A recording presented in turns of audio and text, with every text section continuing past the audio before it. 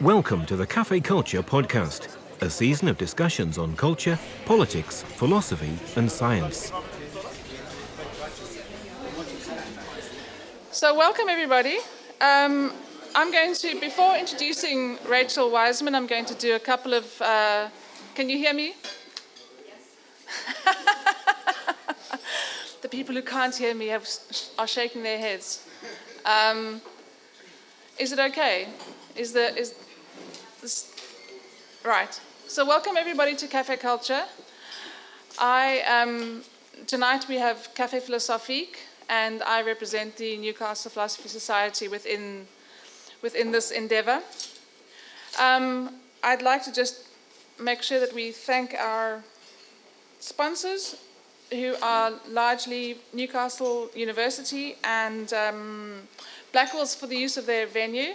So I must remind you that, of course, at the break you can browse books in the bookshop, and Costa Cafe for the use of this venue. IPPR North, Northumbria University, and what is the other fund? Anyway, that's it. So please put your mobiles on silent, but of course you are allowed to tweet using at Cafe Culture any in your tweets. Nice tweets only, please. There we go. No censorship. So Rachael Wiseman is a philosopher from Durham University, where what fascinated me about what she does is that it has an applied dimension to everything that she does, as well as ethics and art. And tonight, her subject specifically is philanthropy meets capitalism meets art. I'm really, really interested in this topic because I sometimes wonder about people like Bill Gates, who is, I truly used to despise him because I'm a software developer, and for me Windows was a terrible program, but now he's this massive philanthropist through his foundation. So, and he supports actually quite useful projects. So I'm confused about how I feel about him, but confusion is good for philosophy. So with that, Rachael. Hi, thanks, Lucille, and thanks. I'm not going to try and convince you all that Bill Gates is a great guy, so you don't have to worry about that. So I work on integrity, really, as a philosopher. But for the last few months, I've been doing some work with an arts organisation in Newcastle called Wonderbar. And we've been looking at interesting ways to explore the relationship between integrity and funding. And I can tell you more about that later. But this has got me thinking about a new development in philanthropy, which has come about over the last 30 years, which is something called Philanthrocapitalism, which you may have heard of. So I'm going to talk about Philanthrocapitalism, which is a sort of extreme form of philanthropy that we can associate with people like Bill Gates.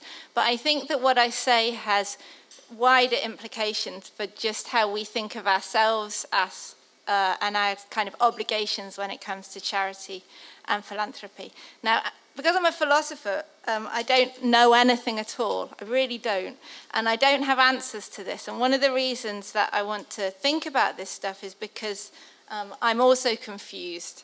So I really hope that when I've sort of given some of my thoughts for 20 minutes, I'll hear from you. And I'm sure there's people in this room who know a lot about charity and a lot about capitalism and a lot about the themes that I'm going to be talking about. So I really hope that everybody will share their experiences and thoughts. Okay, so what is philanthrocapitalism? Well, the 21st century has seen the rise of this phenomenon, and it's built us a new way of doing philanthropy. Philanthrocapitalists bring business practices and methods of the for-profit capitalist world into the world of charitable giving. In doing so, they hope, among other things, to demonstrate how capitalism can work for the good of mankind. So in business, before you invest your money in a particular project, you want to know about the returns on that investment. In particular, you want to know whether your money might get bigger, better, and quicker returns invested somewhere else. You wouldn't make an investment on a whim or based on your personal preferences and idiosyncratic quirks. You want to make sure that your investment is maximally efficient. Philanthrocapitalists import this way of thinking into philanthropy. Before donating or investing their £1,000, they want to know what the effect of or what the return on their donation or investment is going to be. In particular, they want to know whether their donation or investment might get bigger, better, quicker results or returns elsewhere. Now, on the face of it, this doesn't sound all that bad. Why wouldn't we want philanthropy to be more efficient? Why wouldn't we want those who have money to give to be thinking strategically and objectively about their donations in ways aimed at getting the most bang for their buck? So it can seem like a no-brainer to bring that kind of business methodology into the realm of philanthropy. So this idea about bringing for-profit business practices into philanthropy has led to a little cottage industry devoted to effective altruism. So proponents of effective altruism offer help to capitalists of both a practical and a philosophical variety. The practical help they offer is designed to allow this new species of philanthropist to, as the effective altruists put it, do the most good they can with the money they give.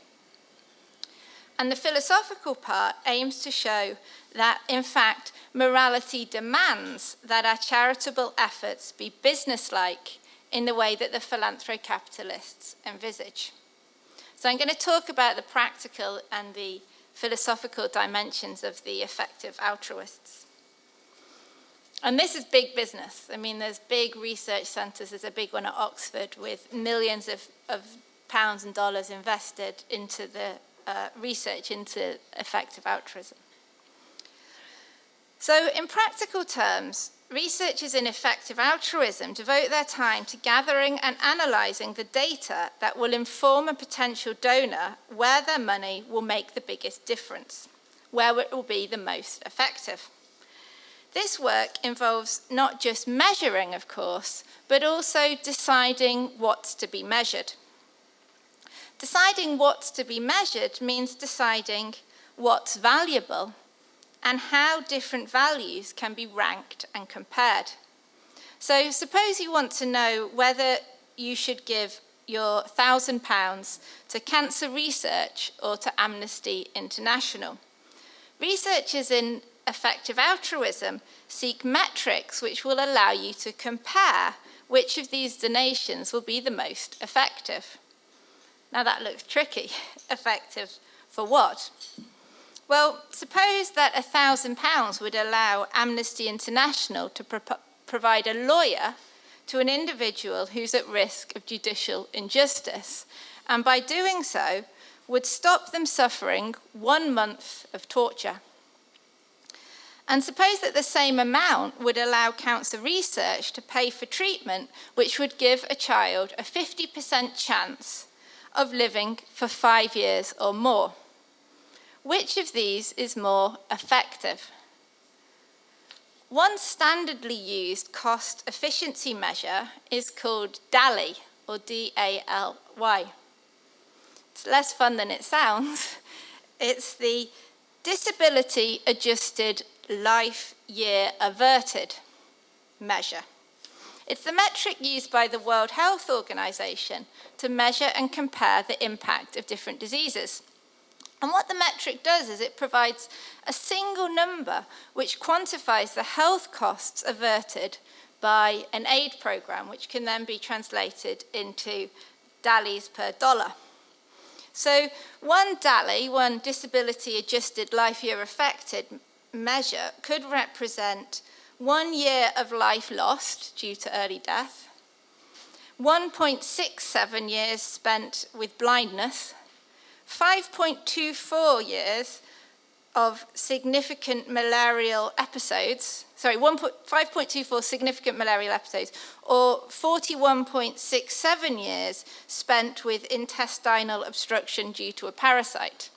So, I mean, yeah, and so on. So with this metric in place, it's possible to compare Amnesty International and cancer research and work out which is the most efficient use of your dollars or pounds. You want to maximize the dallies per pound. And if you look online, you'll find quite quickly sites that will allow you to do this and to compare different charities and their sub-projects within charities using this metric. So question for you is, what conception of the good life is this way of measuring using, and is it the appropriate one?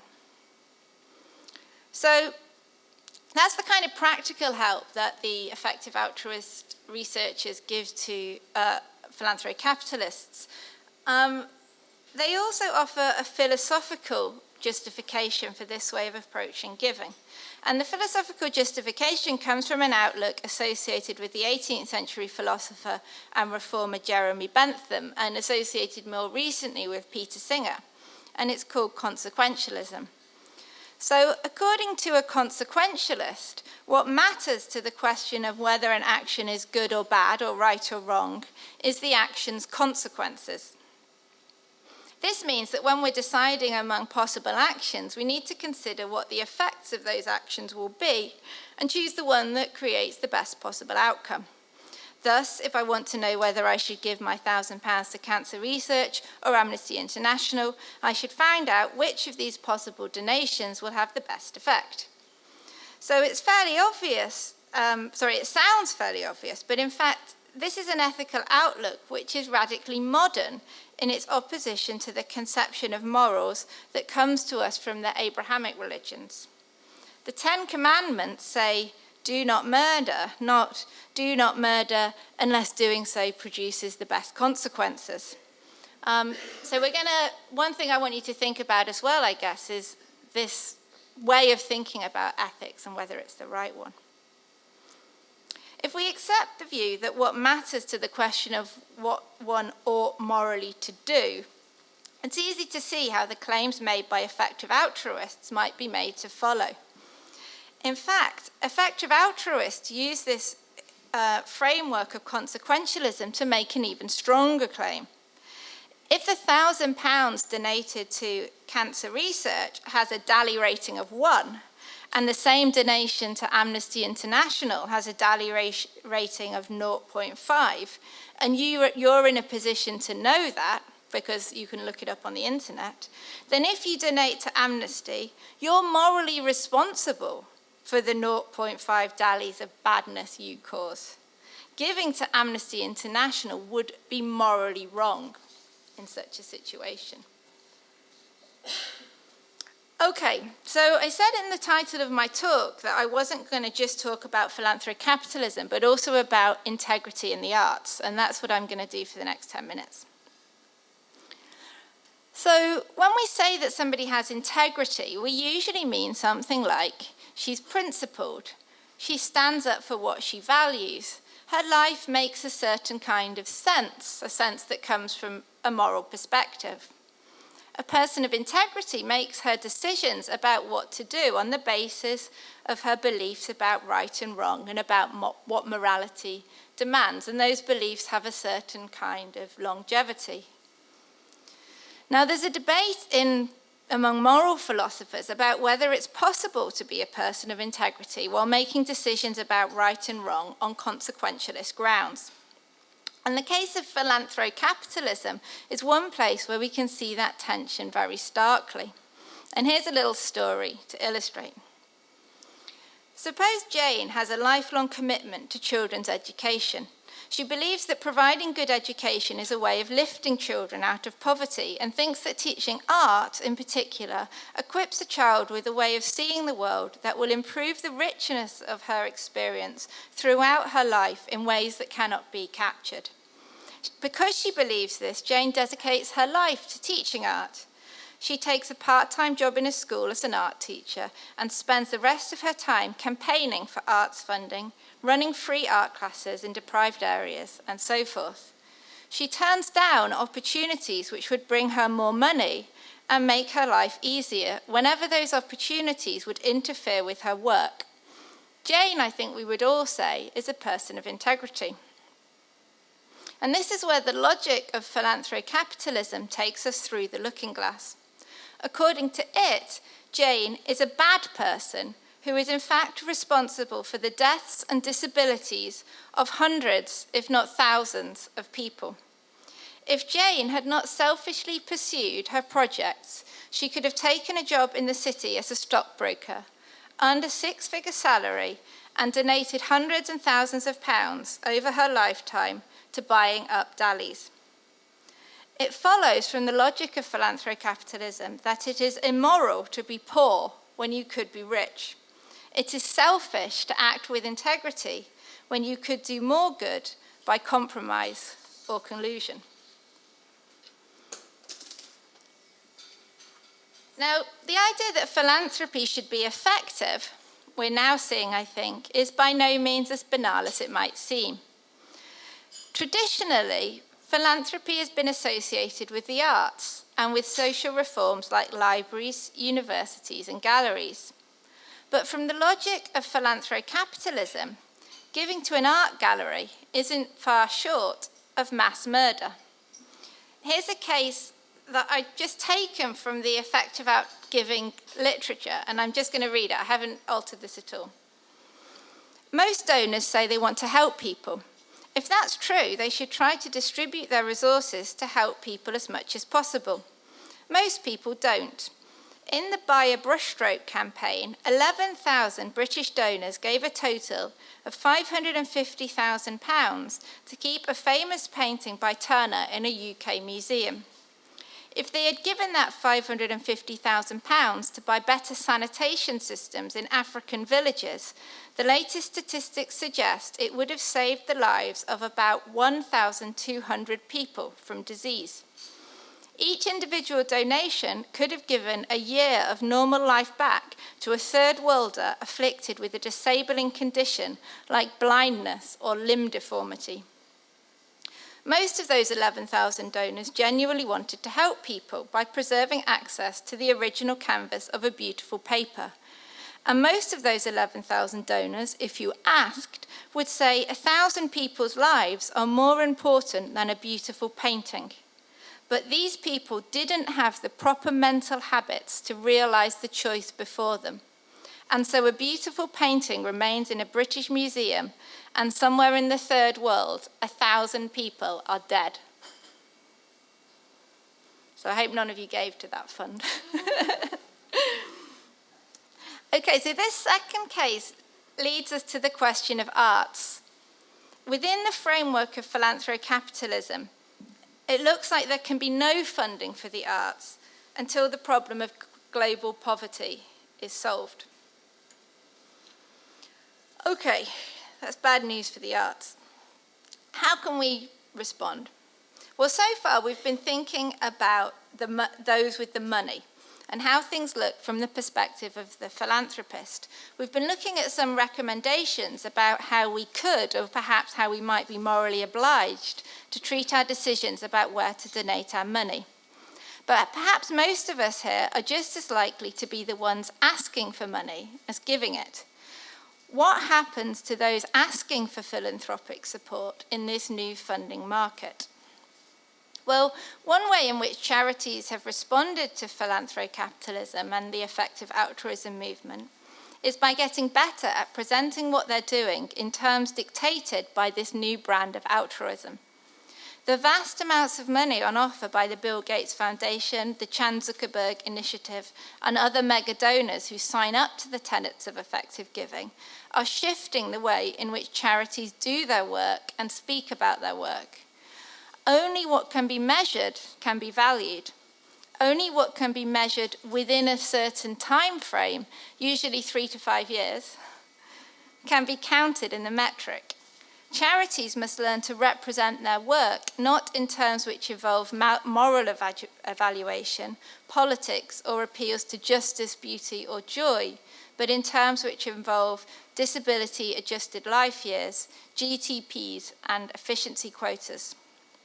So here's another question.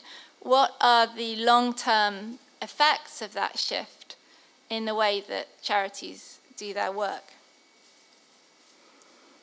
For charities and organisations whose work has aspects that can be measured in DALYs, the forces of effective altruism may distort their practices and the way they talk about and conceptualise their activities. But for those of us who care about the arts, the situation looks existentially threatening. The DALY metric of the Baltic is never going to compete with that of Oxfam. How can we justify donating to the Arts Fund when there are people in the world dying of preventable diseases? Now, one strategic option for the arts is to attract philanthropic funding is to appeal to a different part of the Philanthrocapitalism value system.